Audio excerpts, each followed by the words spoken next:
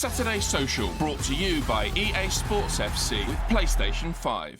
Welcome back to Saturday Social. Joining us on the show this week, we've got Neve and we've got Daniyal. Now, Joe, the Saturday Social whiteboard is out. We're in the middle of the January transfer window. What is the plan, mate? Yeah, very, very simple. Today we are going to be looking at each Premier League club's record signing that is still at the club. OK, so we're not going to be talking about Paul Pogba, who's left here, and we're going to be saying whether they think they've been a hit or a miss. This is going to be Neve and Daniyal's selections. We've got all 20 record arrivals in front of them, and like I said, in the current squad. In the current squad. OK, that is important. OK, first up, Declan Rice is, of course, Arsenal's record transfer, still at the club, 105 million. Is he a hit or a miss?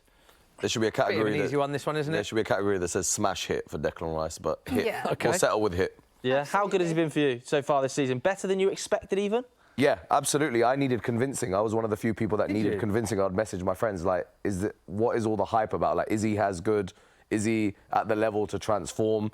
He's come in with big expectation, with a big price tag, and he's just performed. And he's already showing signs of being one of the leaders in the team and putting up the performances to back it as well. So, unreal. I'm surprised at that, actually, because that you needed convincing, because he's been doing that for West Ham for years. Yeah, and for England as well. Yeah, and I think West Ham fans are a lot of the ones that I don't think you guys realise, like, who this guy is. This guy doesn't need to see if he can compete at the next level. He's already at the next level. Yeah. But that performance away at Anfield really, that stamped it for me, man. So, yeah. Yeah. Yeah, absolutely. Arsenal are going through a bit of a rebuild in midfield, so I dread to think where they'd be if they hadn't signed him. Always fit as well. Yeah, absolutely right. Let's go to Aston Villa. Of course, it is Diaby, signed in the summer, 52 million. I mean, feels like another good bit of business, maybe? Yeah. Yeah, for sure. I think so. I think, to be honest, I can understand why there might be a bit of hesitation at the moment. I don't think he's making the impact that he did at the start of the season in games. And, you know, 50 million, you want a player that is going to win your games, take to the next level. But we've seen, not only at Leverkusen, but at Villa, what he's about. So, yeah. And I think 4 goals, 4 assists, I think. Yeah, you're right. 4 goals, 4 assists in 21 appearances. And also remember, he's acclimatising to the pace and intensity of a new league. And I don't think because Leon Bailey's doing better, that makes him bad. It's just that Villa have got 2 top-class wingers, and I think he's got potential to be one of the best wingers in the league. Well, interesting to see how he's been used as well. Like, at times, very central compared to how he was at Leverkusen. So I think, I would agree with that. Scored 10+ goals in all comps in each of his last 3 full seasons. So you both agree he's a hit, which means we can move on to the next player. Bournemouth is Alex Scott, £25 million from Bristol City, 20-year-old English midfielder. 1 goal, 1 assist in 6 Premier League appearances. Hit or a miss for you, Neve?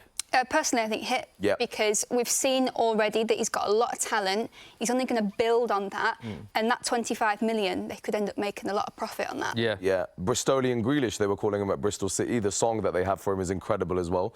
And he's been unlucky with injuries, but when he's played, Iraola is the type of manager that wants to see players like him on the ball, and I think he's got loads of space to grow and be a top baller. Yeah, I mean, like, the positions he's picking up and how he's able to just drift past people. It's just crazy. Love it. Yeah, of course, don't forget he missed a lot of starts in for a young player coming into the league. Must be difficult, so I agree. I think a good bit of business that from Bournemouth. Next up, Nathan Collins at Brentford. £23 million from Wolves. You're not sure? Yeah, Wolves signed him for 20 million the season before, and then after that they were like, all right, make 3 million on him, move him on. And I just feel like Brentford are normally well known for making shrewd signings that don't cost that much. He gets a lot out of them. And I think if you're going to drop 23 million on a player, he's not really added much that Brentford's defence didn't have in it before. So, I mean, for me, it's kind of like in between hit and miss. It's like neither here or there. But if I had to pick one, I would say for 23 million, which for Brentford is big money, I would say a miss. I disagree. I think hit. I don't think it's particularly as much of a hit as some of the other hits, but it's still a hit because they needed a player, a centre-back, and I don't think Wolves let him go because they wanted to. I think maybe they needed to. We've looked at these sort of financial constraints of a lot of Premier League clubs, and I think they'd have kept him if they could. I don't think he even wanted to go. But yeah, he's not been a star, but he's just been what they needed. But it is quite. I just think when Brentford signed Ben Mee, I think it was like 1.8 mil, and that was like proven Premier League experience, really shrewd signing, and I think he's done really well for them. Is 23 million a lot now though in this market? For Brentford, I think for Brentford it is. I think Luton are the only ones below that where you're like. Well, it's a record signing for Brentford. So yeah, I think for Brentford, for the team, they are, of course, the Premier League money's come in, they've got to spend it. But I think their track record of spending it has genuinely been quite good. And I think this is just a bit of a a sideways step rather than somewhere that is really improved our backline for me personally. So if I had to choose one between the two, is it more of a miss or is it more of a hit? I think that money could have been spent somewhere else. Yeah, I'm not going to go to battle with you over Nathan Collins, so I'm happy to do miss for this one, but I personally, I think, would have done hit. OK. OK, fair enough. Next up, Brighton. João Pedro, £30 million from Watford, 22 years of age, 7 goals, 2 assists in 20 Premier League appearances. Thoughts, Niamh? Yeah, hit, absolutely. Scoring in the league, scoring in Europe. Right? And what he's doing in the Europa League as well. Is it 6 goals in 6 games against Marseille and Ajax? And 15 goals 15 goals in all competitions He this is season. a king of penalties as well, by the way. Yet to miss a penalty since he's arrived in he's actually filled the void that Mitoma's not quite hit the heights, and he's negated that. 30 million as well. Do you feel he's a bit underrated, João Pedro? Like, Yeah, his value's doubled now. Actually, watch the way he plays and the goals and the numbers. Like, really solid player. Evan Ferguson at the team. Yeah. And we think about Evan Ferguson as being one of the sort of brightest talents in football at the moment. So I think Top player. Pedro has been amazing. Next up, another young talent, James Trafford. I personally think miss. Really? Yeah, I do, and I don't. You know, in the long term, this could be that age well moment. If next season, if Burnley are in the Championship, he does well, he gets a big signing, they make profit on him. But actually, no, you've got the youngest team, average age team, starting 11 in the league at just over 24.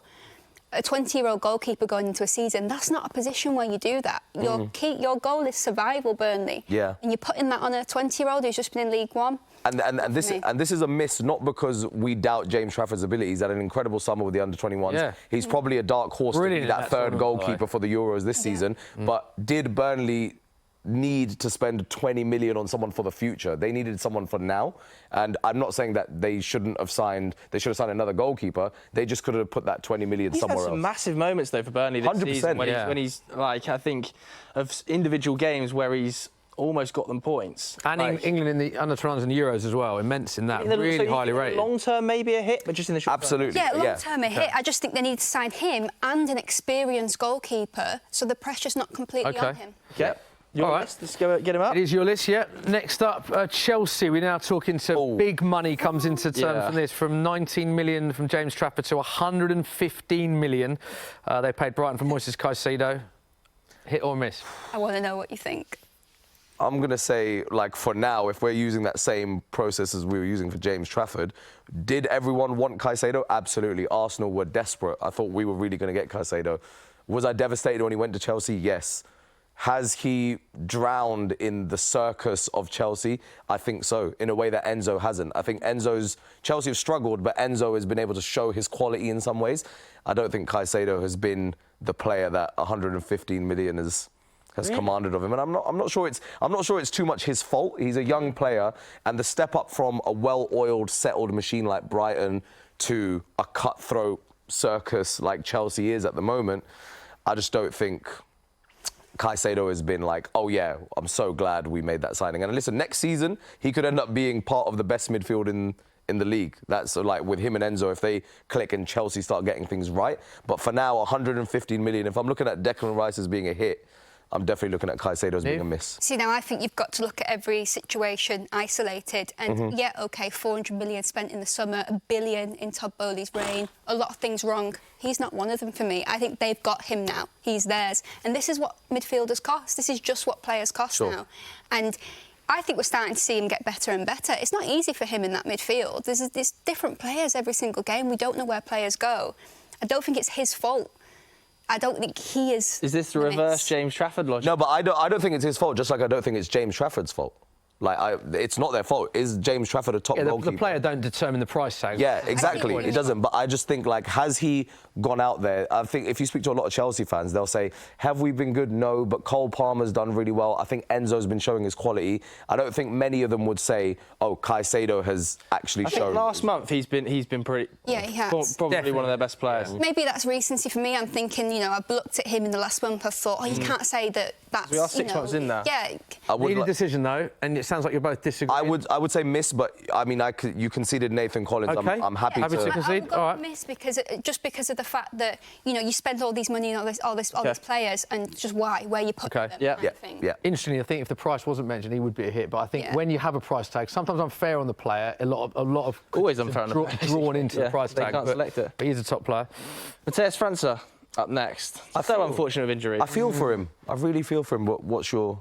Yeah, miss, again, no fault of his own. Yeah. For me, it's a miss because, you know, obviously he's not played that much, but also when he's been available, he hasn't been picked. You know, he sat there on the bench, and Palace, there's only 2 teams in the Premier League that have scored less goals than Palace, so why is your £26 million attacking player just sat on the bench? Yeah. Well, obviously, Roy Hodgson doesn't like tinkering with his team at all, and actually he's come out publicly and let us know what he thinks about fielding young players, some pretty damning comments.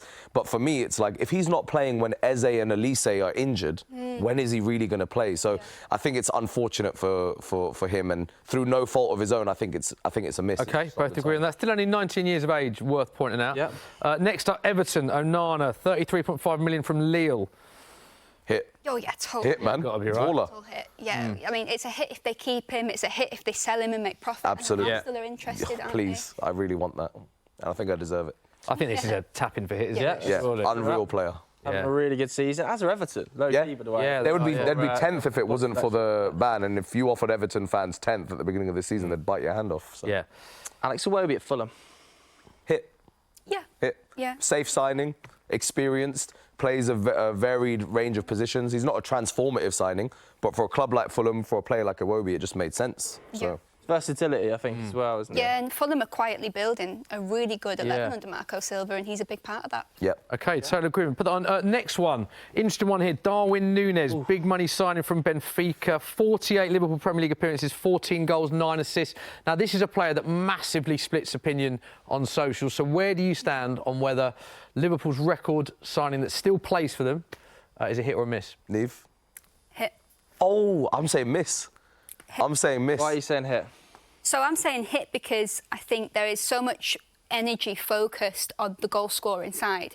And yeah, you could argue we could do with scoring a few more goals, but if you come away from that and you look at the player, you look at what he does, he's so tireless. And Liverpool are top of the league. You know, they are strong title contenders this season, and a big part of that is that they've got this relentless, unremitting figure up top who just chases down every ball. He makes runs, he gets involved, he's got ability on the ball as well. And as a full product, we see the potential. He's doing really well. He just needs to score a few goals, but that'll take a little bit more time. Why is he a miss for you? When he was brought in as the counteract to the Haaland signing. Yeah. And after the Community Shield, people were like, oh, Darwin won, Haaland nil. For me, Darwin...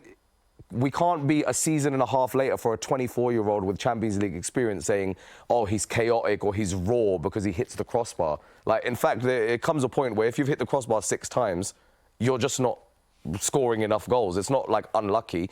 And for me, if Salah stayed, so Liverpool are top of the league because he's got the goals. If Salah had decided to leave and Mane was gone and Firmino was gone, we're talking about Diaz, Gakpo and Núñez. Where would Liverpool be with that front three going into this league? About any team in the league. If Man City lost all their best attacking players. No, but what I'm saying is because you said that, oh, he's working tirelessly and because of that Liverpool are top of the league, I think for me, Salah being incredible and stamping himself as one of the greatest Premier League players ever is taking the pressure off of Núñez. So Núñez just needs to show high energy. But if Salah wasn't there, if Salah gets injured for 3 months and it's all on Núñez, where are Liverpool going to be? Because he just doesn't score enough goals. We're in a season and a half in to him. This is not like 6 months into a new league. And his highlight has been the game at Newcastle. But apart from that, the miscompilation and the kind of wrong decisions that he's making as a £85 million striker, for me, 20 million less, you get Alexander Isak. Yeah, and as a goal scorer, yeah, Isak's better. But as an all-round product, it's not just a case of, oh, he's tireless, his work rate. It genuinely brings something to Liverpool, in my opinion. That presence up top, it's different, but it's still very useful. I have no doubt that his press is part of why Liverpool are winning games, but his press means nothing without Salah's goals. And if you take away Salah's goals, I don't know if Liverpool would be challenged for titles. OK, we need a decision. Either of you, you're disagreeing, either of you. I would really say miss on this, but I do very much appreciate the fact that I think he's a baller. I think it almost will take a little run for him to be a top player. I think eventually he'll be a hit, but how many goals has he scored in a season and a half for 85 million? I don't know. I think given that we're judging on arguments, I think Daniyal made some pretty good points there. OK. I think it's tough, Neve. It upsets me, but... It's your list, don't forget. The statistics being brought out were We're pretty impressed. Okay, with we do always base this on the arguments put forward. Fair enough. OK, Luton, next up. Ryan Giles. Yeah, it feels a bit brutal to say miss because of all these big numbers and we've got a little five there. Yeah. But, you know, it is. It's just not really worked out. There's talk about him potentially going on loan to the Championship. Leeds are interested. And I think that'd be really good because he was so good at Borough last season. But Alfie Doughty has just been... Yeah, good player, isn't he, just Alfie? been better, yeah. OK. Yeah, no arguments. All right, we'll move straight on then to Man City.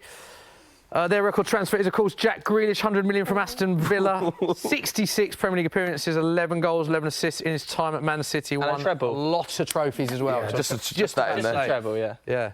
What are you going for? Absolutely hit. Thank you very much. It's Yes. totally... He's not given enough credit for his involvement in that treble as well. You know, he started almost every game in the Champions League bar one. Not only that, in the FA Cup, it was him that found Ake and they scored that goal against Arsenal. And then he scored against Arsenal in the league where the tide turned. Just... I think casuals go, oh, but what he was doing at Villa, the Villa Grealish and the Man City Grealish are the same person, but they're two different players. Like, at Villa, he's a free-roaming, goal-scoring assist machine. At City, he's like a spatial decoy. And there's a reason, as you said, from the quarter-final to the final, I think he played every minute in the Champions League. Now, when you're talking about high-level performance, that's as high as it gets. Hit. Yeah. And even in games where his numbers haven't been especially brilliant, he didn't get a goal or assist against Real Madrid when they beat them 4-0. He had one shot, but he got Camavinga booked, he got Carvajal booked, and he just dragged players through every time he I'd agree. Got to be a hit for Jack. Yeah, let's put him up. Manchester United. Obviously, this is current squad's record signing, so players like Paul Pogba who have left, not included in here. So of the current squad, it is currently Anthony. 85.4 million. I would struggle to see anyone coming to me with an argument for a hit. I would say miss, and not just because he celebrated in front of me when he scored at Old Trafford and I drove up 4 hours to be there, not just because of that, but what he's done since then. I think when people say, oh, what has he done? They just mention that goal he scored against City. He's almost like Arsenal's version of Nicolas Pepe. Like, there was a lot of expectation and I just don't think it's worked. Yeah, it's recently come out, hasn't it, that under Ollie, scouts valued him at 25 million. So where they then suddenly went to this number, it does leave you wondering what do Manchester United, what process do they make when deciding players and what they're worth? Crazy. Still only 23 as well. So let's get him up. Anthony up. Next up, Newcastle, Alexander Isak. Oh, my. 63 million from Real Sociedad. I'm a big fan of his, by the way. Top 3 strikers in the Premier League. What a player. Yeah, for me, unreal. I was at St James's Park for the game against City, and obviously City did what City do. But a lot of games recently, isn't it? Just name dropping them. No. But I've just to see what I saw off there up close. But incredible player, an amazing temperament as well. Like I'm nowhere near comparing their playing ability, but he's got an Henry-esque aura to him. Very calm and composed, really good physically, great touch. And I think it was a perfect move. Newcastle needed a major upgrade. He needed to move on from Sociedad and come to a bigger league. I think it's just a match made in heaven. 20 goals in 38 Premier League appearances. Yeah, really good. Very good return. He creates his own shooting opportunities as well. Yeah. You know, the amounts of chances he just turns into big chances. OK. The finish against City was just absolutely incredible. Unreal. Forest. Morgan. Fantastic player. Unreal. Yeah. Unreal. So good. I don't know if you agree with this, but I felt like at the time of this transfer, a lot was made on the price tag. Oh, Forest have overpaid. A lot of people were very critical. I was watching him a lot for the under-21s, and I've always thought that that's actually an unbelievable bit of business. I know at the time it was seen to be a big price tag, but the ceiling that he has as a player is very high, I think. And I think they signed him from Wolves, and I think that's why the 42 million was made even higher, because a big club might pay, one of the top 6 might pay that. Only 23 still. Yeah, but 42 million to go from Wolves to Nottingham Forest, you almost think, like, why are you breaking the bank? But there's a very good reason they broke the bank. If he carries on like he is, he won't be there very long, and he'll be at one of the top 6. Hit, surely? Leave this one? Yeah, absolutely. I think Forest spent quite a bit of money, didn't they? You know, and all sorts of different players, so maybe it's that. But no, they're worth every penny. They nailed this. Stick him up. Yeah, most chances. Big Man United fan as well. So didn't we? Jim, if you're watching, Jim, hello. Sheffield United, Rhian Brewster, 23.5 million from Liverpool, 23 years of age. Hit or a miss? I'm sorry, Rhian, bro. It's a miss, man. 5 goals in 2 championship seasons when they signed him. 0 Premier League goals.